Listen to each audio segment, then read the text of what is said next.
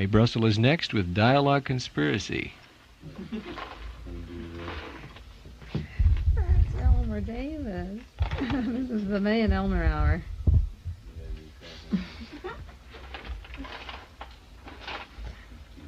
Huh? Does he look like a scapegoat to you, Bill? Does he look like a scapegoat?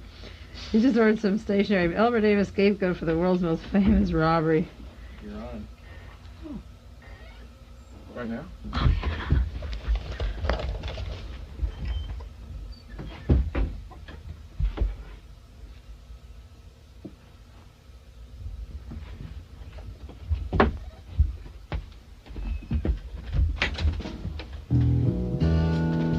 It's time for Dialogue Conspiracy with political research specialist Mae Brussell, who for 3 years has shared with us her decades' research into political assassinations and abuses of power in this country. Her program relates the news of the week to emerging evidence about the conspiracy which allegedly maintains by force its control over the legislative and judicial processes in America. And now, here's Mae. Good afternoon. Pardon me. Dialogue Conspiracy, Monday, October 21st. This is number 167 in the program. And I'm just cracking up. We were a minute late on the air. We were talking here in the room. I usually do the show by myself, but I have a special guest today. And he's going to do the show with me, or part of it. We'll cover some of the news of the week. And then you're going to have the pleasure of hearing Elmer Davis. There was an article in the newspaper last week pertaining to Elmer Davis titled, U.S. Aids Nixon in Suits. The Justice Department confirms their offer to defend Richard Nixon. You know, in the pardon that Gerald Ford gave Richard Nixon, he is not going to court for any of the federal cases, the Watergate cases, but in his civil suits he is being sued by 5 parties, and these are to take place in a majority of them in California, one South Carolina. The existing cases against Richard Nixon and the Justice Department, one is Jane Fonda versus former FBI Director L. Patrick Gray, al. and Richard Nixon. The other is Elmer Davis versus Richard Nixon. John Sinclair versus Richard Nixon and former Attorney General Richard Klein. Sinclair is the Billy Graham rally where the young people felt their civil rights were abused. They couldn't attend the rally because they had long hair and were hippies. One of them, you remember, was a Vietnam veteran who couldn't, wounded to boot, who wasn't allowed at the rally. And William A.H. Lake is one of the National Security Council persons that was bugged, who's suing Richard Nixon and John Ehrlichman and the Socialist Workers' Party. Elmer Davis versus Richard M. Nixon we'll talk about in just a few minutes, because you'll be hearing a lot about Elmer Davis, and we'll get into that case. There are a few things I did want to bring up, news of the week, before we get into that. Last 2 weeks I did shows on the Ustasi, the group of terrorists that have been formed since World War II, and I'm not going to do any more on them. There was a wire service, well, at least not for a while, a wire service about the Ustasi trial taking place in Yugoslavia. It was in the paper yesterday, the Sunday Examiner and Chronicle. A group of terrorists, these are young terrorists that are a second-generation group of terrorists that have gone to Yugoslavia to start, in quotes, a civil war. They're killing communist officials, blowing up industrial and military installations, burning forests, and destroying public property. And the article in the paper said they still exist in exile in several countries.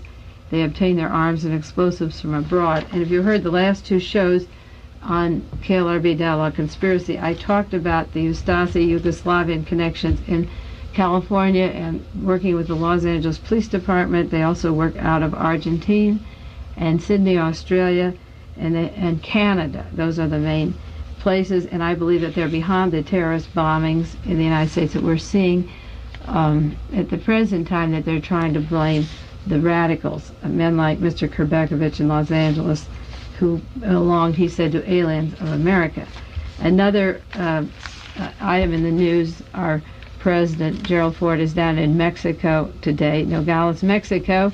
He's allegedly meeting with the President of Mexico over the new oil findings in Mexico, But there's another version that came over the Los Angeles Times by Stanley Meisler, said the CIA and Mexico, close association leaves red faces. And there's a new book coming out about the CIA by Mr. Agee, now in London. And he is revealing a lot of the links and the cover of the CIA agents in Mexico City. And this long article in the LA Times this week suggests that the reason Gerald Ford is down in Mexico meeting the president of Mexico this October 21st, 1974, is not about oil findings at all, but what to do about the CIA and those revelations coming out in the new book. This is terribly important because Gerald Ford was on the Warren Commission. He hid the conspirators of the John Kennedy assassination. He was involved in concealing the Mexican funding. The assassins came from Mexico City. They were funded by the FBI, the people that killed John Kennedy. The same funding through Houston foundations touched Leon Jaworski and his CIA foundations down there, the Anderson Foundation in Houston. So it's very important with all of this breaking that Gerald Ford meet with the president of Mexico at this time, and also for Leon Jaworski. There was an article today about Leon Jaworski. Not only did he quit as special prosecutor, but one of the reasons he quit, I got information from Sherman Skolnick in Chicago, was the story breaking on the Dorothy Hunt plane crash and the murder of Murray Chotiner, that he didn't want to be around to investigate those. But today's article has the links of Jaworski and the influence that General Haig, had over Jaworski. And when the Saturday Night Massacre came and the members of the Justice Department left the White House in Washington, D.C., they were fired by Richard Nixon. It was General Al Haig, remember, who jumped over 243 colonels to become a general, who moved in Haldeman's place in the White House to guard the president, who got on a telephone and told Jaworski down in Texas, get up here to Washington, I'm sending a plane. Now, this revelation of the closeness of the man guarding Richard Nixon with a special prosecutor, again, goes back to the influence of the Pentagon and the CIA and the hold they have over the government, or the cover-ups and the cover stories, because Jaworski is running home without even scratching the surface of the true story of the Watergate. But this is an article with the Los Angeles Times News Service, a quotation of Haig. It says, Haig spoke of the almost revolutionary state of the country and said that he was going to put the patriotic monkey on my back. This is Jaworski talking, that the excuse for having Leon Jaworski come to Washington right away was the revolutionary state of the country. It was in the best interest, the patriotic monkey. Now, it's that same patriotic monkey that sat on the back of Gerald Ford that wouldn't tell that the CIA killed John Kennedy. And that patriotic monkey got on the back of Earl Warren, who was the Chief Justice of the Supreme Court, who cried literal tears because he had to head that fictitious investigation, that Warren Commission. So 10, 11 years later, here is Haig from the Pentagon and the CIA using the same appeal to Jaworski, Ford, Nixon, all involved 10 years ago in Dallas. And the AP wire service, the LA Times, said today they sent a plane for him the next day. In effect, what they said was, get your body here, we need you. And he got on a plane the next day, and the argument was that we were having a revolution in this country. Patriotism is the last resort to covering up all the dirty deals that are going on. We'll talk later. I want to get on to Elmer's story. Well, I just briefly say the Kent State trial is opening up this week. The 8 National Guardsmen are on trial. The Justice Department did nothing on this. The grand jury did nothing. Where those 4 students were killed. It was private investigators working in Ohio that forced this open. There is a book about the truth of Kent State, the killings we've talked about. This is opening up this week. It's a national disgrace that the federal government never got into the firing and the taking away the civil rights of students to assemble without being shot down. 13 were shot and 4 were murdered. There was another article in the paper today on the Hearst food giveaway. And again, I'm running through these. I just want to let you know they are coming out. One is the story. It's an extortion probe of the food ripoff. If you read my article, and it's still at the Thunderbird here in Carmel and different places, you people who listen to the show regularly must know where to obtain them now. I did the story on why Patricia Hearst was kidnapped. And today's paper has an article about the hiring of 2 black Muslims who were responsible for provoking the riots at the food ripoff when the food was handed out, and the man who brought them into the scene, that went out and reached for these two Muslims to use their empty warehouse and get $99,000 for food that wasn't delivered, an extortion racket. The man behind all of this, his name is Walker. And if any of you are in California, the California people know his name. It came out in the news recently, Charlie Walker, who's a figure in the controversial Sumo Valley golf course deal. It involves organized crime and the mafia. The conspiracy circles that I have, those 15 rings of a conspiracy that make up a conspiracy, consist of different elements, and one of them is organized crime. And these men from the golf course, they're mobsters. This involves Tony Romano, and Walker took off the golf course from Romano. That's a separate story in itself. The fact is that organized crime, working for the CIA and the FBI, reached down to make the fall guys, in this case the two Muslims, two black Muslims, and they're charging them with extortion of receiving money and not delivering food. The Martin Luther King case is opening up. The James Earl Ray case, remember, he took to the Supreme Court. They turned him down 8-0 to not open the case, but it's being opened in Memphis, Tennessee this week. We've talked about it many weeks. James Ray claimed that there was a conspiracy. He didn't kill Martin Luther King, and he gave a letter to Judge Battle March 15, 1969, and said that Ramsey Clark wasn't telling the truth, that there was a conspiracy. Clark was the head of the FBI in those days. And just a short while after that, Judge Battle, that same afternoon, was found dead. And then a new judge came on the case and wouldn't open the conspiracy deal. I cross-filed that in the book I'm doing, Murderville, USA, the murder of a judge.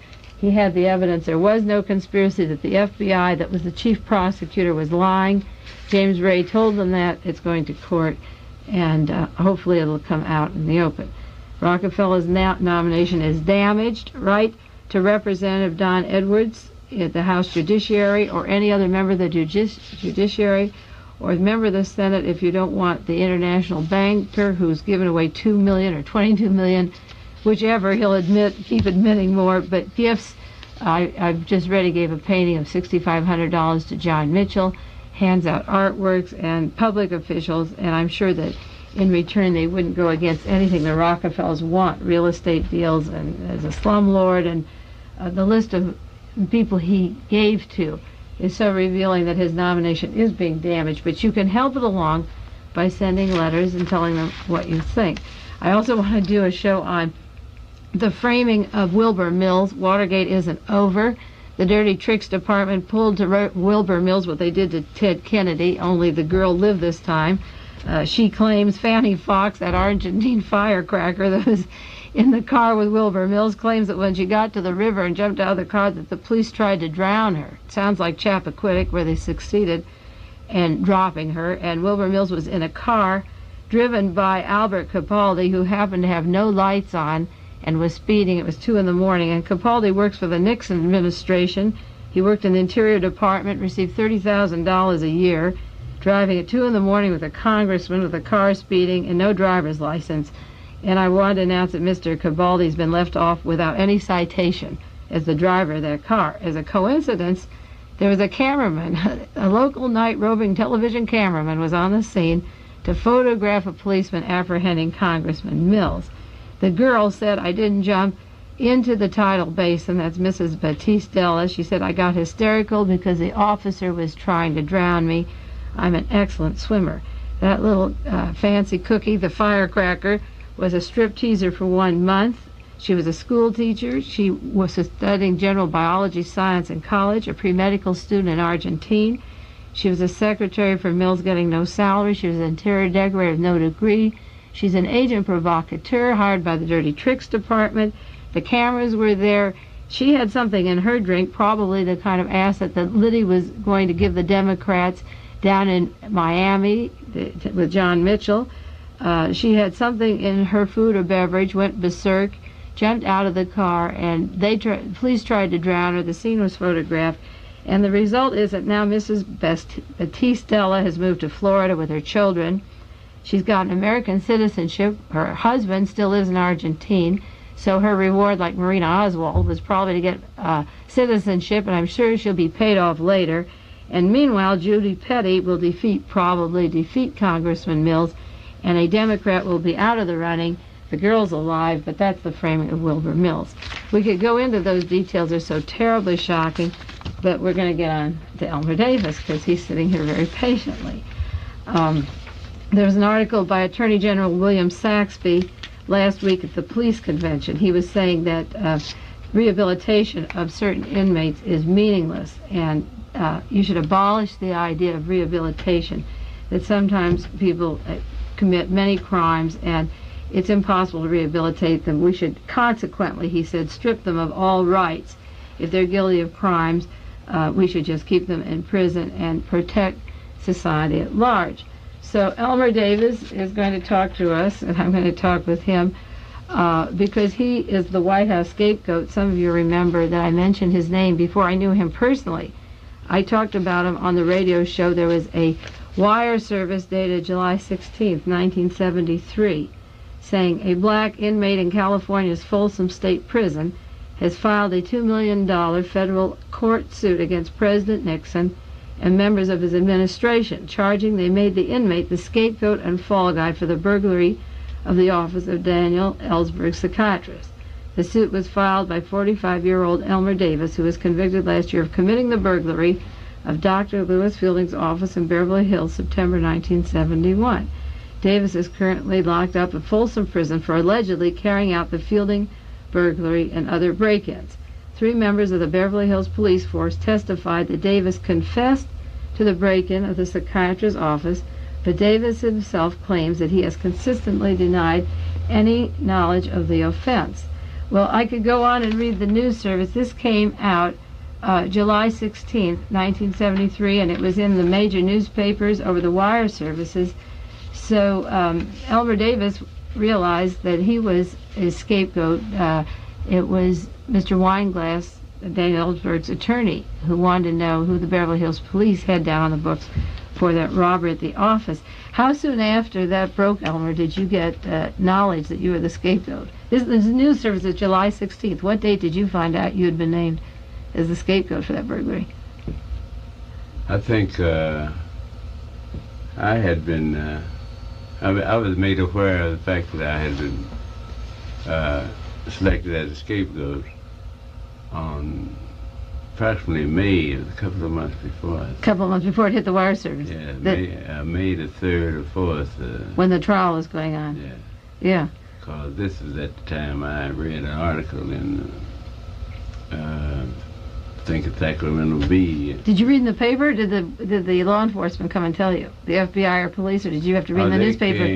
They came first. The very first day I was contacted by investigators from Daniel Ellsberg's defense side. And also the following day I was contacted by agents from the Federal Bureau of Investigation. To tell you that you were a patsy in this thing? Yeah, that I had allegedly confessed to the break-in of Dr. Fielding's office in Beverly Hills, Daniel Ellsberg, psychiatrist. When did you read the article that I did on the Realist? How soon was that after the May thing? Did you... Elmer read, I wrote that in July 72, and this was May 73, that you found out you were the scapegoat? Yeah. And then you read the Realist article? Yeah. I got a letter from Elmer. I have it here because it was the first letter he ever wrote to me, July 30th, 1973. This was just right after, 14 days after that other news service came out, and he said, "Dear Mrs. Brussell, how are you? I do sincerely hope that you are doing fine and that you are in the best of health. A mutual friend of ours sent me a copy of the article you did on why was Martha Mitchell kidnapped. I read it. I must say I found it enlightening. I'm in wholehearted agreement with your appraisal of what's going on about us and under our very noses." And he goes on to describe the article, and he says, "I'm a researcher of sorts, and I'm fully aware of the time-consuming effort you must have put into the writing. Without further ado, I must introduce myself. I'm Elmer Davis, a black American presently incarcerated in Folsom Prison, who the Beverly Hills Police Department, the United States government attempted to use as a scapegoat in the break-in of Dr. Fielding's office, the psychiatrist of Daniel Ellsberg. As you no doubt know, a B.L. Cork, chief of police of Beverly Hills, came out in the newspapers and said that I confessed to the break-in, stating I was looking for narcotics. As soon as then I would go on to say Elmer wrote me this long letter, and that was the beginning of a friendship. That was July '73. That's a year and 4 months, and I answered that, and that began a correspondence which was going back and forth and pretty heavy. And Elmer just got out of Folsom last Monday. He's been in there for 2 years, and this is the suit we're talking about, Davis versus Nixon, and our correspondence began to escalate after that, right? That's true. Yeah. Maybe you want to share the thing about the narcotics, how they came to you. First, the newspaper said that you confessed to the crime, right? The reason, I guess you're referring to the reason I was selected to be the scapegoat is, and I'll try to enumerate a few factors that I think that went into their making the decision to choose me as the scapegoat. Number one, I had filed several lawsuits against the Los Angeles Police Department, and naturally, as a consequence, I wasn't. You weren't very popular. I wasn't very popular with them. Number two, the fact that I was black. Three, the fact that I was an ex-narcotic addict with an extensive criminal record. And the fact that I was poor naturally played a very determinant role in their selection of me to be the scapegoat. If you recall, I know you do, in your thoroughgoing research of the particular case, Martinez, I think it was, one of the fellows who actually, one of the government selected officials who were actually connected, who actually committed the burglary, rather, mentioned the fact that after they had broken into the office, doctor feeling that they took some vitamin C tablets, threw them all over the floor to give the impression that a narcotic addict had actually committed the burglary. Well, in as much as I had previously been arrested in the Beverly Hills area and had a similar MO, modus operandi, as it's referred to in legal jargon, they chose me as the ideal scapegoat, feeling that. Well, see, one of the things I think is so important in the whole case is that Saxby talks about you can't rehabilitate, that these people should be locked up forever. But when you stop doing the burglaries to keep the habit, when you stop the narcotics and began to study law and go down and help with the legal aid and go to the jails and help the people and sue the police department, then you rehabilitate yourself so well that they wanted to lock you up permanently. That's true. Yeah. You become a threat to his position. He might be correct in saying that rehabilitation programs are useless, but not for the reason he stated. It's because him and his ilk on both state and national levels are conspiring to keep people such as myself in to make them patsies and scapegoats in various criminal offenses and then bury them. And also to keep you from suing the police department. You'd been involved for a couple of years in suing the police department, helping poor with the legal cases. And so with a long history of narcotics arrests and the burglary going with it, they could just put you away. Yeah. I'm ideal See, the biggest problem in this country, one of the big problems, I think, is that the blacks have to be aware, and also the whites, that what's happening, that when you do take yourself by your bootstraps and say, well, drugs are a put down, it's non-political, not revolutionary, which Cleaver said, and I'm going to use my brains because I have as much intelligence as the next guy, the white guy, and they don't have the monopoly on brains. The minute you begin to put your thing together, then they have to plant evidence against you.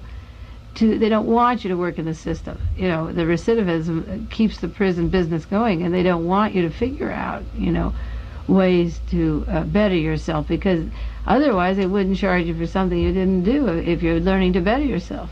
My first reaction, incidentally, Mae, was one of shock, astonishment. I asked myself the very question that I've been asked several times, numerous times since. Why did they select you? But after looking back and viewing it in this proper perspective, those brain that who deal in this type of nefarious conduct, I could easily see why. I met criteria for such a act. The papers I read in your legal work, you've got such a sharp mind that it'd be very convenient to put you away. Like Martinez said in that article in Harper's Magazine, he had fingerprints around there, and because he didn't use rubber gloves in spite of what they said, and yet they charged you with that entry, and they didn't take your fingerprints, and they didn't find any of your fingerprints in Dr. Fielding's office. In fact, you were in the Los Angeles jail at the time, which is one of the basis of your suit. You couldn't possibly have been new there, But they didn't have fingerprints to show you that nobody's seeing you on the presence. How do they conduct a trial, like in the Santa Monica court? They say, well, you're guilty of these 35 robberies in Beverly Hills, and you were, sent to jail for being guilty for these, and yet, and allegedly confessing without one piece of evidence. People don't know that these things happen in this country. I mean, it's like Juan Corona. I try to say, 25 bodies and not one piece of evidence that links him to the murders. Well, how do they go? I mean, it's an educational thing. That's what this show is. Maybe you can explain, how do they conduct a trial and charge you with 35 burglaries with no fingerprints, no witness on the spot, no evidence in your place that they've seized, and proof later the chief of police said, well, we didn't even check to see where he was, and yet you went before a judge, didn't you? I did. And a jury? Yeah. Well, how do they conduct a trial like that? I mean, what is in the jury's mind? I mean, were you your own lawyer at that trial? That's true. Well, how do they conduct a trial? How do they get the jury to believe you did it without one piece of evidence? Well, aside from the evil content of such proceedings, the law is structured in California, whereas the issue like that is what they call a factual issue. It depends on who the judge or the jury wants to believe in. And as in my case, when the police officer takes the stand and said that I did it, the fact that I had a previous criminal record is enough to convict you. Enough to convict you. Of 35. They'll take the police officer without an iota of proof. They'll take the police. As a matter of fact, I presented the issue to a judge and moved to dismiss these cases. And the judge said, well, I said, Your Honor, that there's not an iota of evidence here, and the officer perjured himself under oath.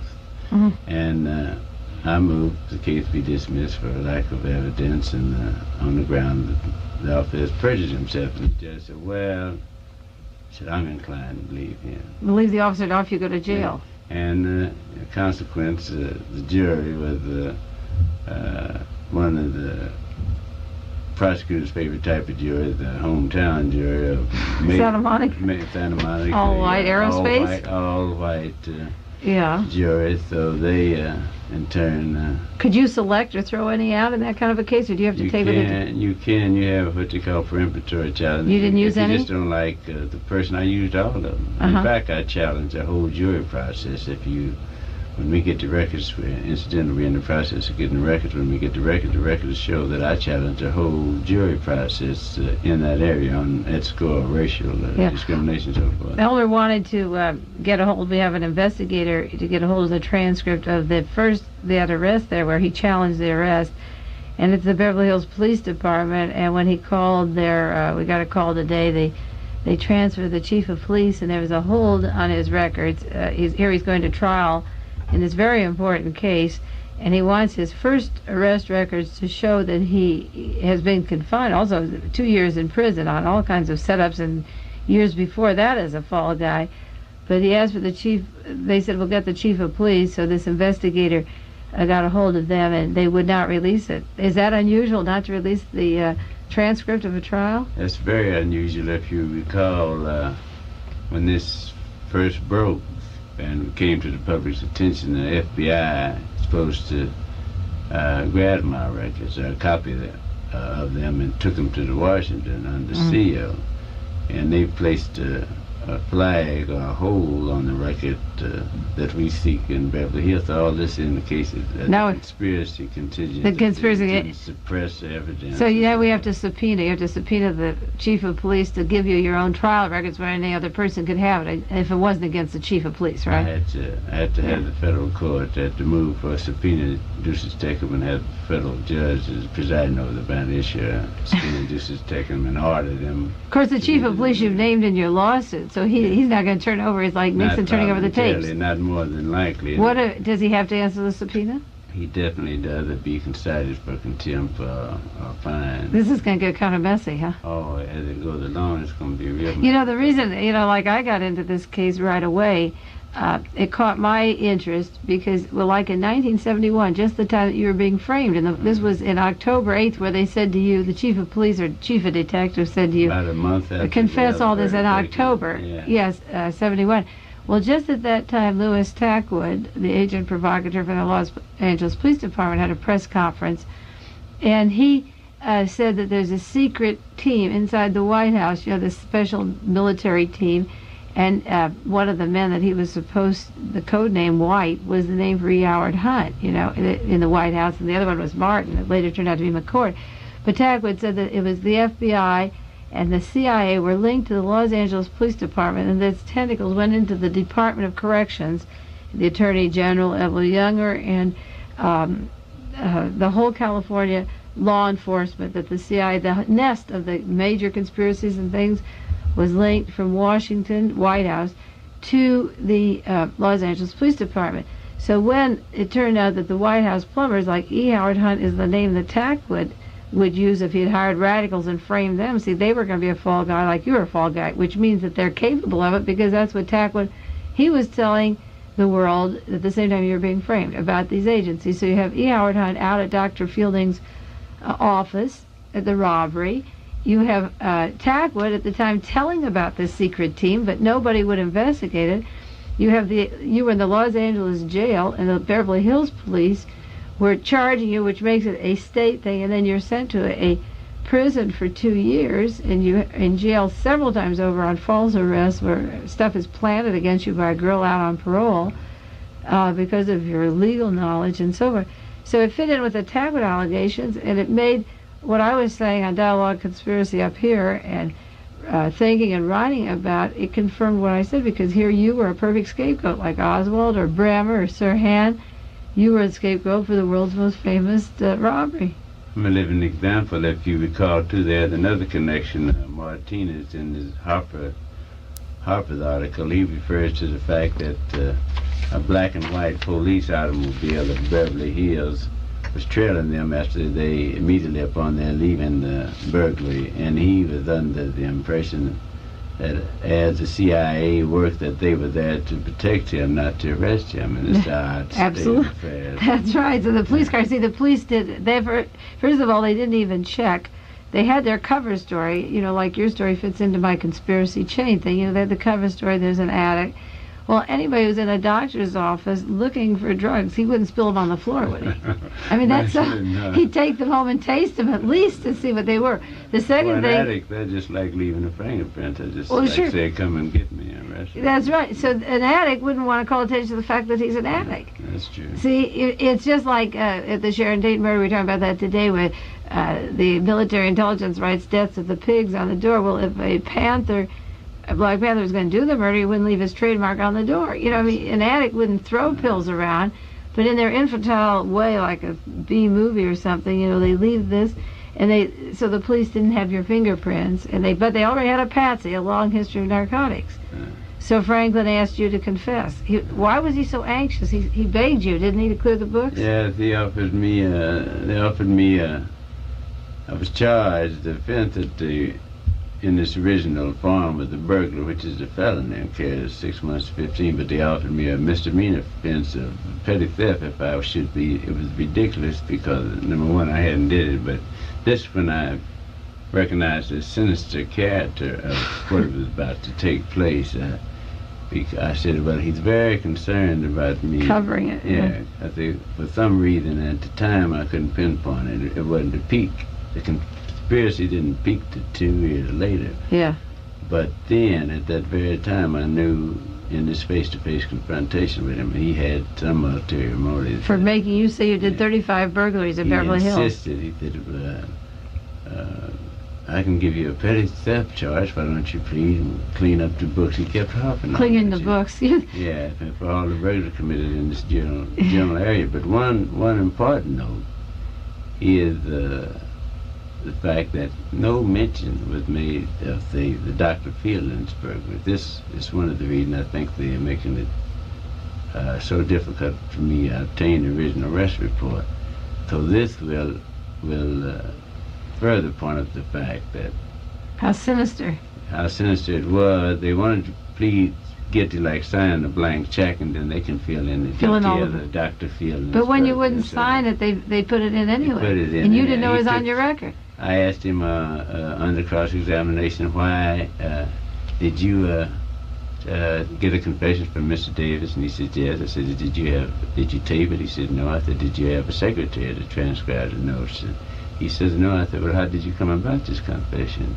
I noticed it's unsigned. He said, I made some notes of it. I said, well, where are the notes? He said, I discarded them. I said, that's rather convenient. It is to myself, you know. And that's when I made a motion to dismiss. Well, you know, this is like... all the factors point to one thing. Well, see how it parallels all these conspiracies, like in the Kennedy assassination, like, say, Oswald's the patsy, and there were multiple gunmen, and it could show, you know, the x-rays of the president, you know, and the autopsy reports. Dr. Hume had done the original autopsy, and it had a different report than the FBI, so they said, well, where's your original one, you know?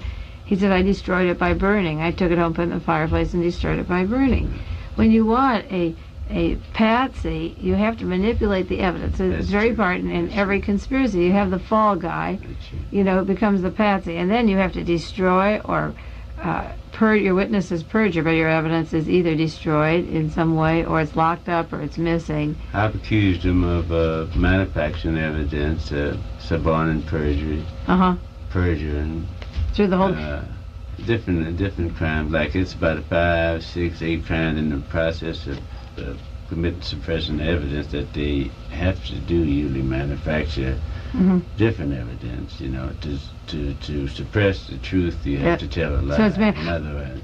Well, you know, the important thing I think is like even these liberal lawyers. You had a copy of one down in L.A. and you wrote about the case, and he said, well, because you've had a long narcotics arrest, and because you know these different arrest charges, your lawsuit that they damaged your personality or your future isn't effective because your past was such and such. Well, if a person can put his past behind him and educate himself and study law, study classics and literature, and put the old way behind and realize that it's not useful or constructive, then along comes this long list of things on your record. So if you wanted parole, if there were no Watergate story that broke, there was no Scotch tape at the hotel, if these things hadn't come out, you probably would have been in prison for the rest of your life, because they'd say, here's a man who has had these arrests over a period of years, and then 35 burglaries in Beverly Hills,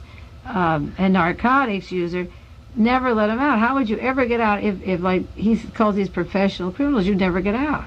This is the theme of Saxby's statement. That's right. This is what, and he's the Justice Department, U.S. government, and local law enforcement agencies are responsible for this attitude. They pay a lot of lip service to get the taxpayers' dollars about rehabilitation programs, but when you do, as you say, put narcotics and all behind you, and I had my law research career had begun to take momentum. Uh-huh. The federal judge had recommended me for a position with the legal aid. I'd worked with the legal aid. I'd worked with the Federal Public Defender's Office in Los Angeles, and at the time I was to go be a counselor at USC for a legal defense project. And mind you, even in spite of my past,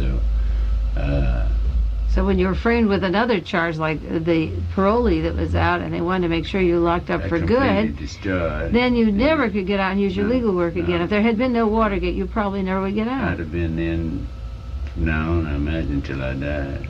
Like some people are up there. Yeah.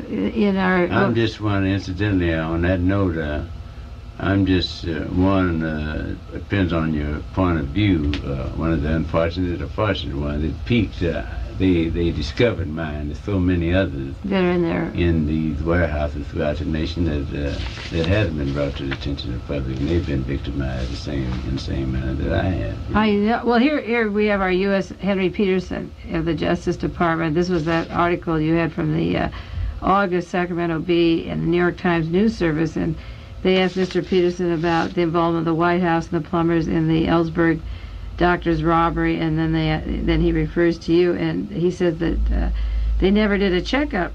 He says, hindsight, looking back 2020 hindsight, I've asked myself 100 times why we didn't check this out. He says we should have checked it out. But he says it wouldn't have mattered anyway because a burglar who had been caught erroneously confessed into Dr. Fielding's office. Now the point is, like, Mr. Peterson of the Justice Department can tell Senator Tunney that you confessed. Doesn't the Justice Department ask you why you would confess? Doesn't it? I mean, instead of telling the news media that you confessed, or the Los Angeles Times carries an article, oh, it's okay, he confessed. Here you go to the grand jury and say you didn't confess, but outside of myself and the news media, or a few people like Mark Schwartz at KPFA, don't these people come to you and want the story that you didn't confess? He owed it to, with all the power behind him, Peterson that is, he owed it to the American citizen, not only to myself, but to the American citizen. As an investigation to perform a thoroughgoing investigation. That's right. Yeah. So all this indicates collusion. The collusion of it. Well, this is what Tackwood said, that there was this collusion going on between the police department and the CIA, and the California criminal system. We know that many people in these prisons are framed like you. It's just that there's not going to be such a famous case. You're associated with the world's most famous burglary or entry, and Elmer just got some stationery made up with this Elmer Davis scapegoat, the world's most famous burglar, because it's the one that brought Richard Nixon, the President of the United States, out of office and made a lot of changes, or called attention to the fact that the CIA is planting disguises and cameras and in our local domestic scene that they're not supposed to do. And as your case develops, what stage is it in now, Davis versus Nixon? Now that you're out of Folsom Prison, what are the steps that you're going to have to do now? Well, the judges ruled that I have stated a cause of action against both the federal and the state defendant, that is, Beverly Hills police officers and John Ehrlichman, G. Gordon Liddy, E. Howard Hunt, and Crow, and various others, and former President Nixon. And we are going through the pre-trial phases. I had to get evidence like the arrest report. I had to have subpoenas issued. I had to have various summons issued on the various defendants, say getting in and out of jail. Like Gordon Liddy was just recently released, so I'll have to locate them. I'm having a problem. Pinning them. The Justice Department won't help you with that either, will they? They won't. I've written to the U.S. Marshal's office and the Justice Department. They won't serve the papers? Various obstacles in my way, but it should pick up now that I'm out. I can do some of the things on my own. Yeah. Well, we got about a half a minute here. We'll talk some more from time to time as the case keeps going. Elmer had his parole location moved from Long Beach to Carmel, California, and he's living here in the community. Guess who? He's at my house, and he's with us, and we're going to be working together and writing together and keeping the case, keep it going. It'll be Mae and Elmer Davis versus Richard Nixon, et al. Right, Elmer? That's true. Okay, And well, thanks for letting me. okay, take it easy. We'll see you next week on Dialogue Conspiracy. This has been